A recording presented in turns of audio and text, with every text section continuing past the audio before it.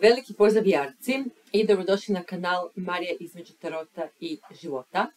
Ovo je vaša mjesečna prognoza vezano za 8. mjesec. Ja sam svjesna da ovdje ima jako puno novih pretplatnika koji su došli nakon 2 zaista uspješna serijala. Prvi je bio vezano za duše, a drugi bio vezano za da li misli na vas. Tehnički svaka ima vaš hod i vašu facu i to je onako bilo zaista vrlo uspješno. Međutim, ovaj kanal je dosta ovako realan i dosta, ajmo reći, zločest i ne prati sve teme, tako da imajte u vidu da ovdje zna biti dosta okrutno. Mi ovdje predviđamo budućnost i to zna biti vrlo neugodno, tako da ako vam se ne svidi, to je skroz ok.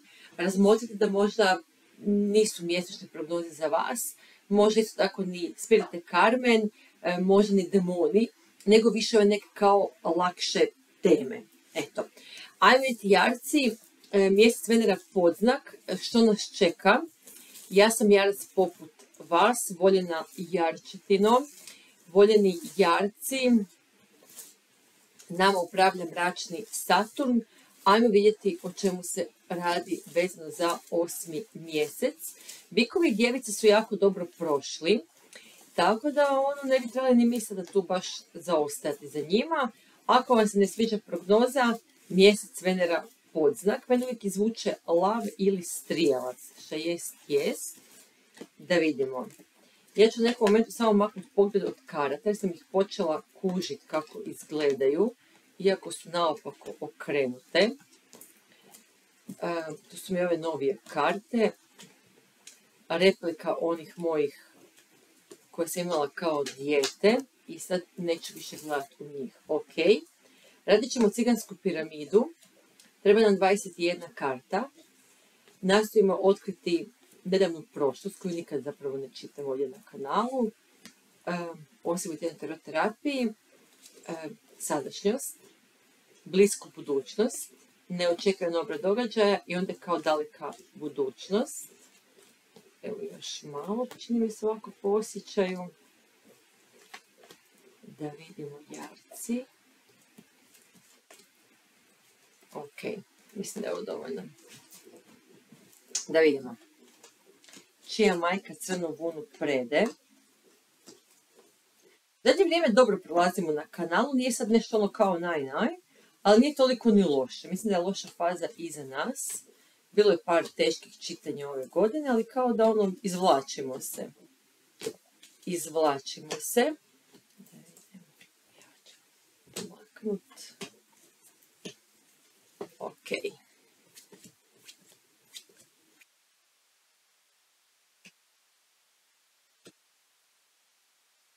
Jarci, muči vas neki big djevica Jarac.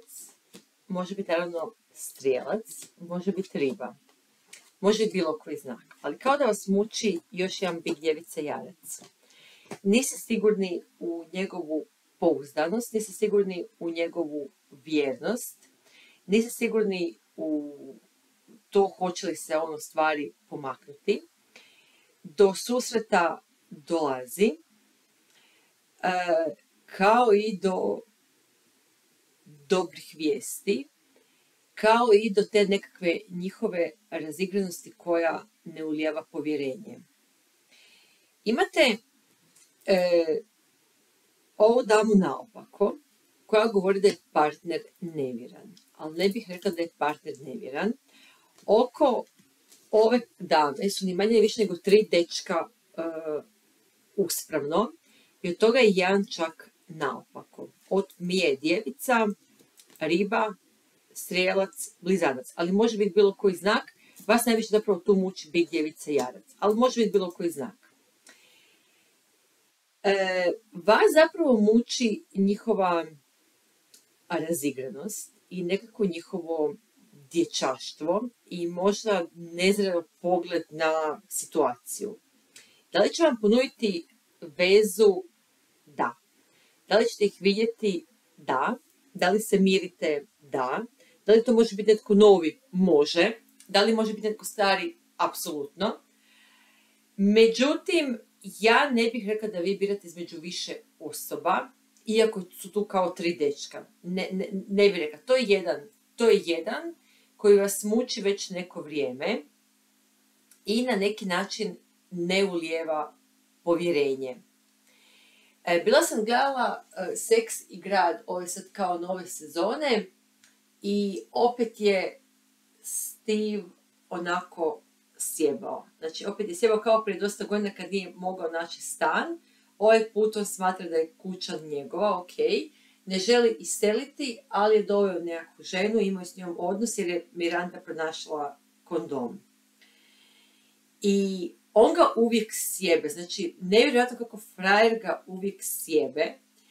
I to možda i vas ovdje muči. Oni koji su gledali onako baš pedantno tu ranije još seriju, znam točno o čemu pričam, kako ga on zna onako nezrelo zeznut,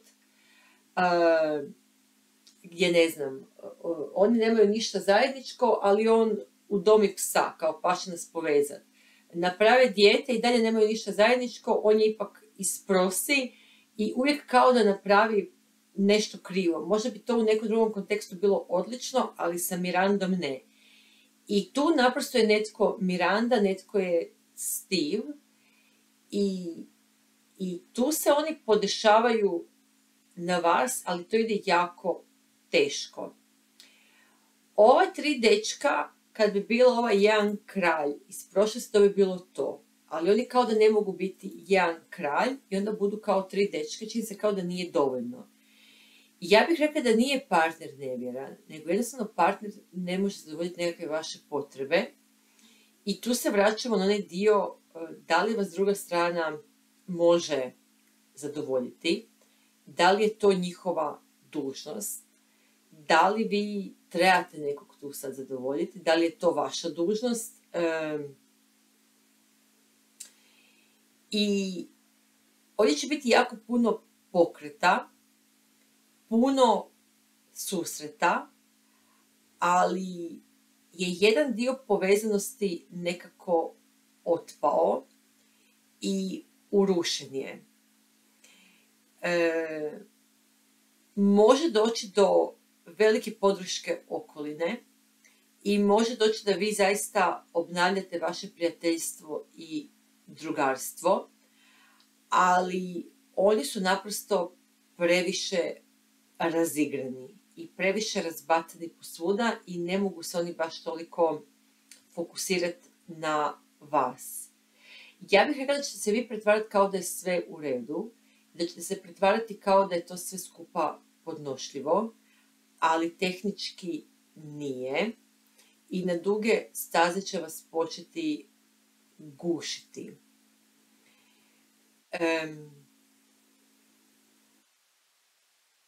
Rekla bih da će biti neobuzane strasti, da će biti seksa, da će biti provoda, ali kao da fali nešto. Kao da nešto fali, kao da se ne možete u potpunosti povezati sa ovim slučajem, s ovim ljubavnim slučajem. Ne možete nikako kao povezati, ono baš nikako. Ne bih rekla da su ovo 3 opcije. Ne bih rekla. Ako jesu, nijedna vas neće, ne vuče me. Ne vuče me. Mislim sad onako nekako se kao stvar sužava i trebate odlučiti što i kako. Ako i jesu 3 opcije, onda će to biti onako kao sklapanje Frankensteina, ono, kao da nikako ne možete se povesti sa njima. Ok, ajmo vidjeti malo, prvo vidjeti Da Vinčijeve karte. Da vidimo malo prvo što će te karte reći. Ajmo uopće vidjeti šta ta osoba prema vama osjeća. Šta oni prema vama osjećaju. Karte ćemo čitati isključivo uspravno. Što oni prema vama osjećaju. Što oni prema vama osjećaju. 5 štapova. Da, to je ono kao čekaju sukob. Ili vi ili oni čekate samo kada će krenuti drama, bez imalo borbe. Ovdje je to tako pasivno odrađeno, kao oni dolaze u miru. I oni su došli primiti taj udarac, oni ne žele ništa vama nažal napraviti i spremni su da prime udarac i uopće ne uzvrate. Iako je obično petica štapova u tarotu ludilo brale, ovdje to baš i nije tako. Kako vas vide?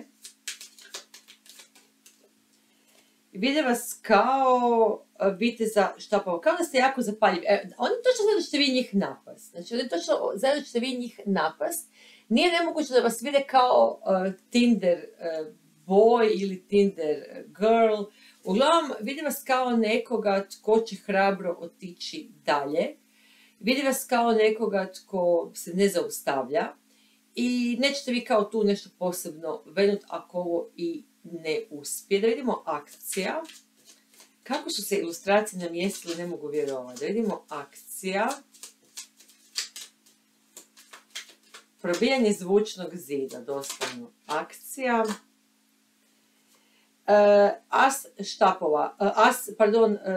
Mačeva. Ovog puta su oni vjerojatno puno zreli i spremni za komunikaciju. Nekad ova karta može označavati loš start. Ne bih rekla. Mislim da su naučili kako se treba prema vama ponašati. Ili ovo netko tko je razmatrao što se vama sviđa, što se vama ne sviđa.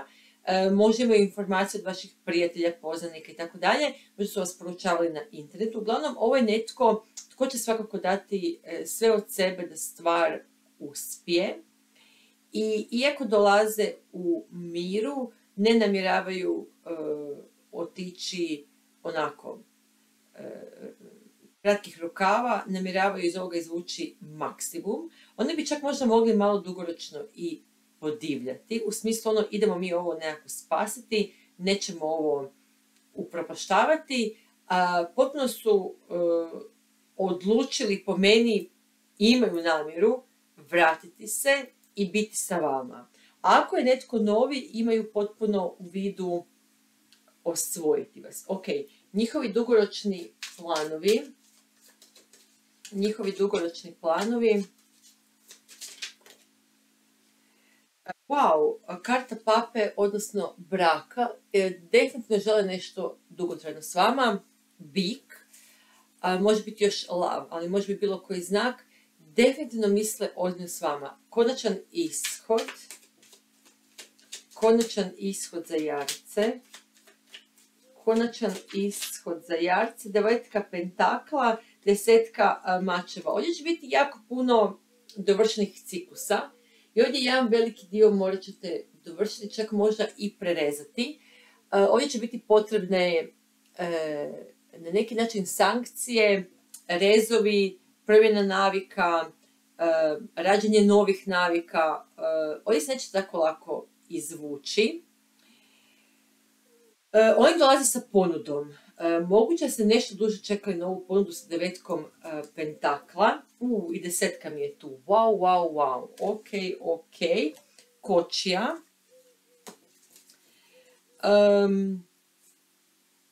Na šta bi jarac trebao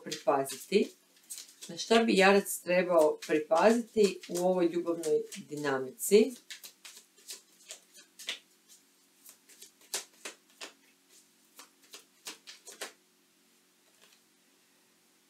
Vitez kopa i šestica štapova.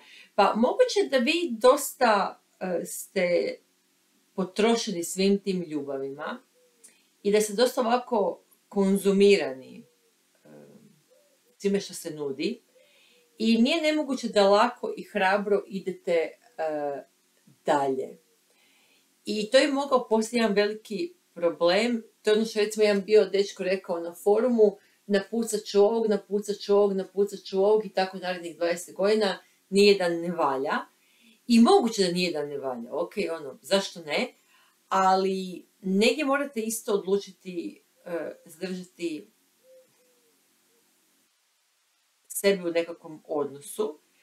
Moguće da jako lako idete sa cvijeta na cvijet, da su oni to isto opazili. Oni dolaze puno uvjerljivije i puno stabilnije i vide se u priči, ali vi kao da ono se baš ne vidite. Tu se recimo postavlja pitanje tko je ona 3 dečka od malo prije, to vi ili oni. Moguće da oni ne znaju kako s vama i onda dolaze razigrano, maštovito, sveobuhvatno, nastoje vam ne dosaditi, nastoje vam udovoljiti, nastoje vam pružiti i skromnost, i dekadenciju, i filozofiju, i jednostavno. Znači, nastoje vam sve onako pokriti da biste vi ostali, ali tu oni putem zapravo troše sebe, bruse svoju ponudu i bruse način na koji se predstavljaju i jačaju ulog, ali gube sebe. A vi ipak kao mogu malo ostati, mogu malo ostati, paše mi pa ću malo ostati. Dobro, da vidimo što će reći Brko. Daj mi samo prvu za Brku. Daj mi samo prvu za Brku.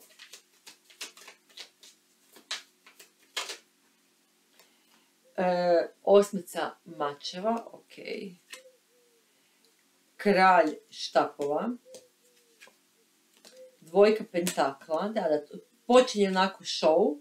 Karta budale. Kraljica kopa. Ljubavnici, ideš. Kralj kopa, ideš. Vi ste već s ovom osobom imali novi početak i vi ste tu nešto već, mislim, s njima imali. Ako je ovo netko novi, takvu ste osobu oduvijek željeli. Zvijezda, Empres i dečko štapova. Neće od vas odustati, ali će se svaki put smanjiti sve manje i manje, dok potpuno ne izgube sebe.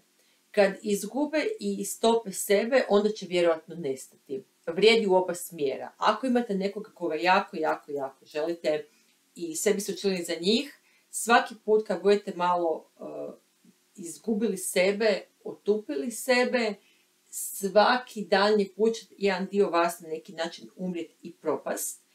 Ovo može biti i u poslu. Znači, svaki put kad budete ostali malo prekovremeno, svaki put kad budete malo nekome držali leđa, vama ne drže, svaki put kad budete dali nekakav svoj slobodan dan nekome kome je hitnije, itd., vi jedan veliki dio onako gubite sebi, na koju neće više ništa ostati. I ovo je za neke od vas moguće nova situacija. Možda ste recimo prije bili izloženi velikim nevjerama, velikim igrama, velikoj konkurenciji. Prvi put se pojavljuje netko tko je onako ljubavnik, empres, karta zvijezde, kralj kopa, kraljica kopa, karta budale i vi se ne znate ponašati. Znači, moguće je da se vi ne znate ponašati, toliko potrošeni svim tim vezama i svim tim odnosima, da je sve toliko reciklažno i zamjenjivo da naprosto ste lagano već i anksiozni i nervozni i treba na neki način zraka, kao ne mogu disati u ovom odnosu, guši me i to je moglo dovesti do onako fatalnih koraka, da možda čak napravite nešto ružno ili pak oni, ako vi njih na neki način stišćete. Ali na pomolu je ozbiljna veza, ozbiljna ponuda, ali nedostaje vaš rad i nedostaje nekakva disciplina i da se vi u ovom odnosu znate ponašati. Ovdje ispada kao, Bože, ovo će biti kaos. Da vidimo ishod. Blizanci, ovan, lav, ali može biti bilo koji znak. Djevica, evo ga, 6 štapova. 6 štapova. 4 kopa.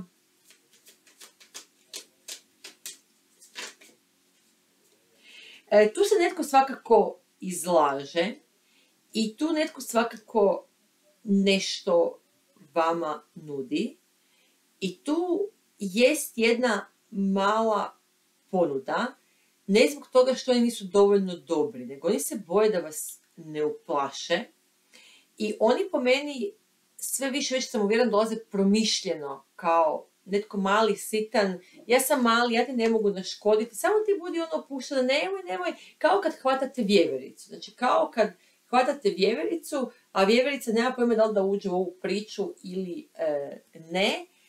I tu bi moglo doći do radikalnih poteza koji bi zaista mogli upropastiti sve, iako nema tornja. Po meni oni će neko vrijeme sigurno ovo popravljati, ovo vraćati na mjesto. Ne možete vi toliko razjebati koliko oni mogu popraviti i koliko oni mogu razumjeti, ali naravno sve do jedne granice. Isto vrijedi u oba smjera. Da je nekakav ishod.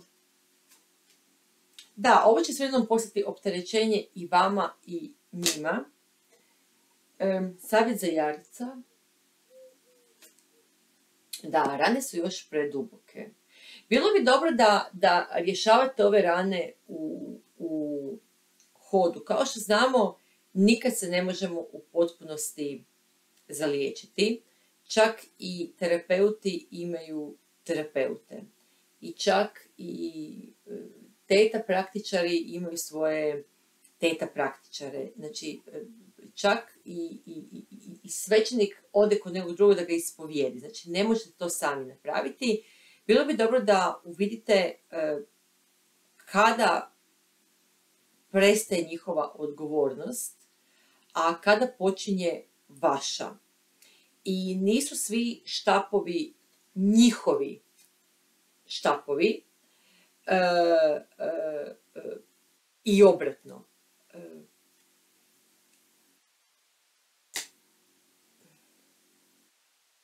I ovdje ima jako puno osobnog nezadovoljstva i ovdje ima neke tjeskobe od ranije. Ok, može teško započeti iznova, ali dajte sebi tu šansu. I umjesto da grabite štapove i mačeve, dajte probajte grabiti čim više pentakle i kope. Ne mora biti najgore i ne mora ispasti opet najlošije. Dapače, ovo zaista je nešto što ima smisla i ima svrhe. Da, 9 kopa, bilo bi dobro da se vratite sebi i svojoj sebičnosti u smislu da vas ona ohrabri, ojača i potakne da manje dramite. Znači, da manje dramite, vratite se nekakvim svojim potrebama, svojim akcijama.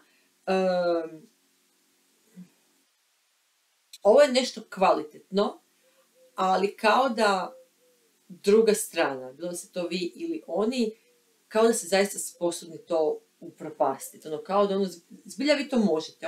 Vidimo tu po kartama da ovaj put dolazi netko normalan, ali da ste vi sad kao potpuno nenormalni. Ok, da vidimo slova.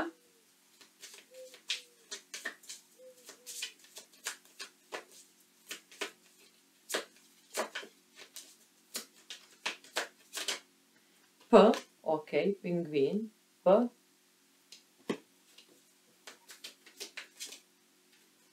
F.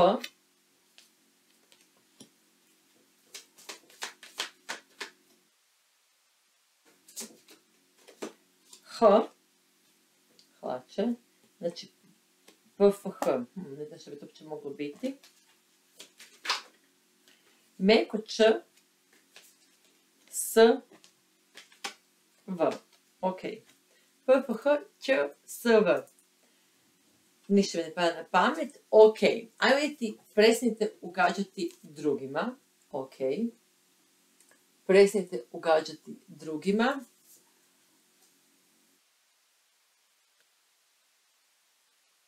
Pazite što želite. Pazi kako se reklamiraš. Upozorila sam ga jednog dana. Matt je bio poznat po usrećivanju drugih i oglašavao je svoje usluge sloganom koji se mogao svesti na ako ste vi sretni i ja sam. Oni koji bi prihvatili njegovu ponudu očekivali su da im ugađa dragovoljno jer je na to sam i aludirao. No zbunilo bi ih kada bi ta podrška prestala dolaziti ili kad bi im za nju stigao pozamašan emocionalni račun. Matt je prijateljstva i romantične veze privlačio obećanjem neograničene jednosmjerne pozornosti i zadovoljstva. Oborio bi ljude s nogu kavalirštinom i laskanjem, pokazujući im svoje najbolje lice da na neko vrijeme kupi njihovo društvo. Ali u nekom bi se trenutku počeo ljutiti na njih jer nisu vidjeli što se krije iza fasade i na kraju bi se okrenuo protiv njih, uskraćujući im svoju naklonost i pažnju. Njih bi taj nagli prestanak ugađanja, razumljivo, iznenadio i razočarao, dodatno učvršćujući njegovo uvjerenje da je drugima prihvatljiva samo njegova ugađačka verzija. A kad drugi nisu bili sretni, ni Matt nije mogao biti sretan i prebacio bi se na šarmiranje nekog drugog. Njegov je autentični slogan zapravo mogao glasiti: ako vi niste sretni, ni ja ne mogu biti sretan, a to bi zacijelo privuklo manje mušterija. Kako se oglašavate? Koji je vaš slogan i što on govori o vama? Što nesvjesno nudite? Kako obećavate da ćete nekoga zadovoljiti? Razmislite o pravoj vrsti veze koju želite ponuditi i budite ono što jeste, a ne osoba koja ispunjava želje. Što želite ponuditi, što uzima u obzir i vaše i tuđe potrebe? Odvažimo li se riskirati da privučemo osobe s kojima možemo biti svoji, bez glume i pretvaranja? Naravno da će se broj onih koji nam kucaju na vrata smanjiti, ali zato će oni koji kucaju biti oni pravi, oni koji su dovoljno sigurni da zadovolje naše vlastite potrebe i pomažu nama zadovoljiti naše. Pravite svoj slogan ugodi sebi i budete ponosni na ono što nudite. Dakle, ugodi sebi. Ok. Netko raspasti od tog nuđenja, jer mi je nevjerojatno da ta 3 dečka, ne bih rekla da su to 3 ponude. Ne bih. I tu će netko jako hodati po žici, hodati po staklu, da zadovolji nečije potrebe. Već znamo da ako hodate po staklu, vaša je veza razbijena. Tako da, bilo bi jako dobro da ojačate svoju osobnost i svoje hirove i ovo skakanje s jednog konja na drugog i tako dalje, ovdje nema potrebe za time. Ne znam da li ćete vi to, jarci, prepoznat nakon svih onako glupih pokušaja, ali ovo je zaista netko konkretan, netko normalan, netko tko želi raditi na vašem odnosu. Nadam se da ćete vi ovo prepoznat. Ok, ajmo sada kanalizirana poruka, ako uspijemo išta izvući.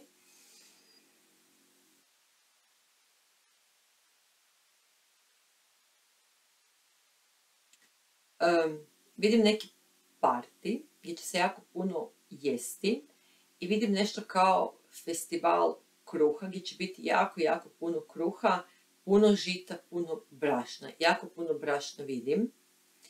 Vidim puno bijelih plahti.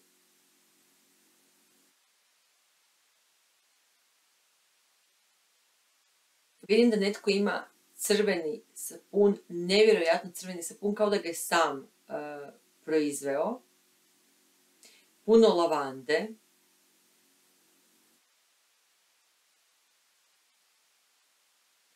I netko od vas kao da će nabaviti štap i razmišljati kao o ovom čitanju i o svim tim štapovima i šta kao treba izabrati.